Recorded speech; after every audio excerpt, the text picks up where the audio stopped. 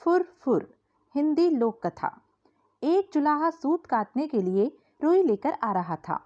वह नदी किनारे सुस्ताने के लिए बैठा ही था कि जोर की आंधी आई। आंधी में उसकी सारी रुई उड़ गई। जुलाहा घबराया। अगर बिना रुई के घर पहुंचा तो मेरी पत्नी तो बहुत नाराज होगी। घबराहट में उसे कुछ न सूझा। उसने सोचा, यही बोल दूंगा, फुर फुर। और वह फुर फुर बोलता जा रहा था।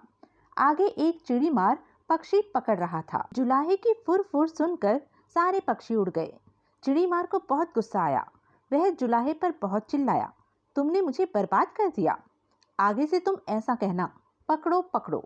जुलाहा जोर जोर से पकड़ो पकड़ो रटता गया। रास्ते में कुछ चोर रुपए गिन रहे थे। जुलाहे की पकड़ो पकड़ो सुनकर वे घबरा गए। फिर उन्होंने देखा कि अकेला जुलाहा ही चला आ रहा था। चोरों ने उसे पकड़ा और घूरते हुए कहा, यह क्या बक रहे हो? हमें मरवाने का इरादा है क्या? तुम्हें कहना चाहिए, इसको रखो, ढेरों लाओ, समझे? जुलाहा यही कहता हुआ आगे बढ़ गया, इसको रखो, ढेरों लाओ। जब वह शमशान के पास से गुजर रहा था तो वहां गांव वाले शवों को जला रहे थे। उस गांव में हैजा फैला हुआ था। लोगों ने जुलाहे को कहते सुना, इसको रखो, ढेरों लाओ। तब उन्हें बड़ा गुस्सा आया। वे चिल्लाए, तुम्हें शर्म नहीं आती है? हमारे गांव में इतना भारी दुख फैला है और तुम ऐसा बकते हो? तुम्हें कहना चाहिए, यह तो बड़े दुख की बात है। जुलाहा शर्म से पानी पानी हो गया। वह यही रटता हुआ आगे बढ़ने लगा, यह तो बड़े दुख की बात है।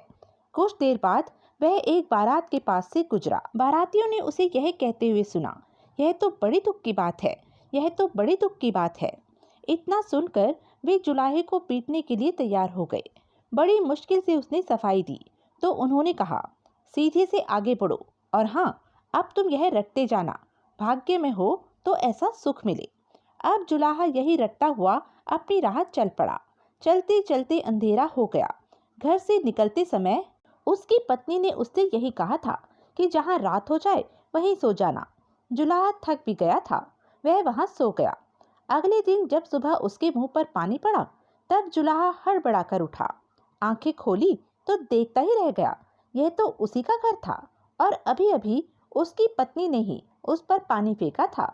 जुलाहे के मुंह से निकला, भाग्य में हो तो ऐसा सुख मिले।